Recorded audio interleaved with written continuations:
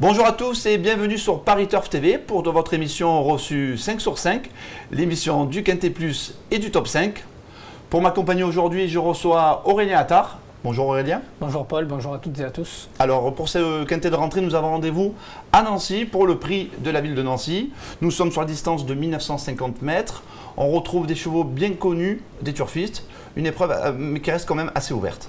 Oui, ça reste assez ouvert, mais c'est vrai que ces chevaux-là, on les connaît pratiquement tous. En plus, ce sont pour la plupart déjà rencontrés plusieurs fois, donc on peut y voir un peu clair. Maintenant, le profil particulier de Nancy va peut-être contrecarrer nos plans. Allez, on écoute de suite votre sélection en 8 chevaux. Le 2 Campillo, le 7 Lexide, le 5 Divin Léon, le 8 iStar, le 6 Wincy, le 12 Clearmind, le 9 Vadanor et enfin le 10 Cervantes. On attaque votre prono avec le 2 Campillo. Il reste sur une bonne 3e place au niveau quintet à Châteaubriand. Il porte ici beaucoup de poids. Est-ce que vous pensez capable de gagner vraiment? Je pense que c'est le bon point d'appui en tout cas parce que c'est un cheval qui fait toutes ses courses. Il m'a impressionné lors de son avant-dernière tentative. Il portait 71,5 kg. Alors certes, c'était dans une épreuve à réclamer pour Gentleman Rider, mais gagné par 10 longueurs comme il l'a fait, j'ai rarement vu ça tout de même. La fois suivante, il est 3e à Châteaubriand. Il s'est bien comporté jusqu'au bout. Il a échoué lors de sa seule tentative à Nancy, mais le terrain était vraiment pénible. Je pense que cette fois, les conditions climatiques seront bien meilleures. Il devrait bien se comporter encore une fois, surtout que Ronan Thomas s'en sert parfaitement. Il va le faire galoper aux avant-postes. C'est une tactique qui s'avère souvent payante sur cet hippodrome. Donc je pense que Campillo, c'est vraiment le bon point d'appui dans cette course, malgré le poids. D'accord. On poursuit avec en deuxième position, vous avez le 7 Lexide. Alors lui, c'est un cheval qui a connu des fortunes diverses cette année et qui a refait parler de lui cet été à Deauville dans un quintet en se classant 2e, mais c'était sur PSF. Oui, mais il fait tous les terrains puisque je me souviens d'une prestation à Fontainebleau où il se classait 2e sur du terrain vraiment très souple. Il avait été en tête et il avait été attaqué juste à la fin et il avait concédé la victoire aux abords du poteau. C'est un poulain de qualité, il est proche de sa course je pense, il est bien placé dans les stalles, il va rapidement donc intégrer un bon rang.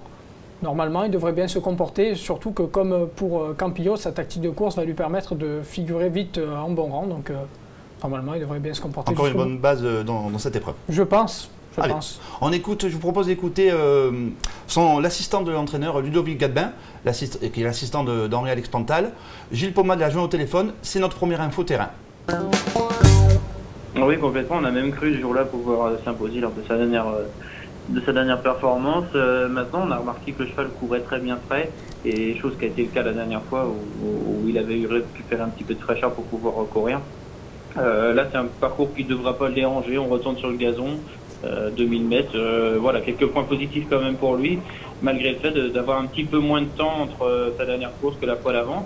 Mais le cheval est resté très bien et on sent qu'il est placé à juste valeur. On espère juste qu'il puisse s'imposer assez rapidement dans un gros événement. On est d'accord, hein, Lexide a pas mal de points positifs, tout comme le 5 Divin Léon, qui pour moi sera mon préféré de cette épreuve. C'est un cheval, on va regarder de suite ensemble la course de référence. Vous allez voir, le 17 août à Châteaubriand, c'était vraiment extra. Ce jour-là, on lui avait remis les œillères, voilà, il avait patienté en deuxième position, il avait trouvé l'ouverture et il va littéralement surclasser l'opposition, gagnant de la marge. iStar, Casaque blanche et rouge était 2e, et on retrouve également Campillo qui se classait 3e. Voilà, c'est peut-être encore une fois ce tiercé-là qui va être à l'honneur. Moi j'adore, hein. Ouais. Divin Léon, c'est vraiment mon chouchou. Oui, c'est vrai que Divin Léon, c'est bien. J'ai juste peur de la 3e course en une quinzaine de jours. Bon, ceci dit, il a confirmé la pénalisation, malgré la pénalisation qu'il avait encourue suite à sa victoire, en prenant une bonne 3e place ensuite. Divin Léon, il a échoué l'année dernière dans cette épreuve, il était 10e. Mais il n'était pas dans le même état de forme. Actuellement, il est plein de peau. Je pense que les œillères ont vraiment eu un effet bénéfique. On lui a remis les œillères après. Ah oui, ouais. C'est ça. Ça lui a vraiment apporté quelque chose, je pense. Il les avait eu en début de carrière, c'était pas très bien passé.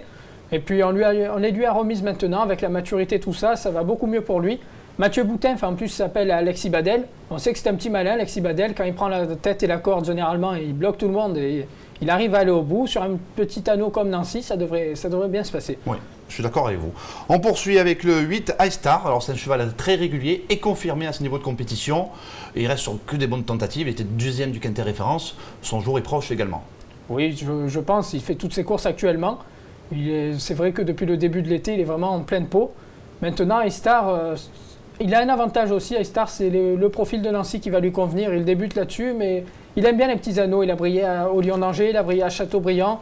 Je pense que c'est vraiment un cheval qui s'adapte à tout. Il est en plein sur sa distance. Le terrain ne lui posera pas de problème. Il va un peu sur tous les terrains. Donc Il est régulier, il a vraiment tout pour plaire. Et dans la cette course. corde 14, que ça vous effraie un petit peu? C'est le seul point négatif. Maintenant, il est associé à Pierre-Charles Boudot qui est en pleine forme. Il peut attendre avec. S'il ne se tient pas trop loin et qu'il arrive à masquer un peu l'effort, il devrait figurer à l'arrivée. D'accord. En 5e position, nous retrouvons le 8 Wincy. C'est un cheval qui a gagné cet été son quintet, je crois que c'était sur l'hippodrome de Compiègne. Oui. Maintenant, il a été pénalisé de 8 livres. Bon, je pense plutôt plus pour une place. Je fais très attention à Wincy quand même parce que dernièrement, certes, il n'est pas à l'arrivée, mais c'était un profil en ligne droite. C'est pas tellement pour lui, il préfère les parcours comme Compiègne, comme Nancy d'ailleurs. Sur ce parcours-là, il avait gagné par 8 longueurs. On n'avait vu que lui, donc s'il répète cette performance, il devrait jouer un bon rôle. Sacha Smirzek fait appel à Eduardo Pedrosa, qui est quand même un jockey de renom en Allemagne. Il vient que pour ça, je crois, non? Il me semble, oui. Je crois qu'il vient que pour ça à Nancy. Ouais. Donc, ça sent bon. Ça sent très très bon, je pense. C'est le bon outsider, je pense, Wincy. Allez, c'est un pari amusant. Un autre pari amusant, vous l'avez mis en 7e position, c'est le numéro 8 Vadanor. Je vous propose d'écouter Jess Paris. Fabrice Archambault est allé à sa rencontre. Vous allez voir, il est assez confiant. Il fallait une course intermédiaire, ça faisait trop long pour aller sur la course de Nancy. La course de Nancy me plaît bien, puisqu'il aime bien ce tracé. Il a déjà remporté un succès sur ce parcours. Donc Nancy il connaît bien et la forme est là. Le cheval, je l'attends avec grande impatience. Donc il a beaucoup évolué depuis le début d'année.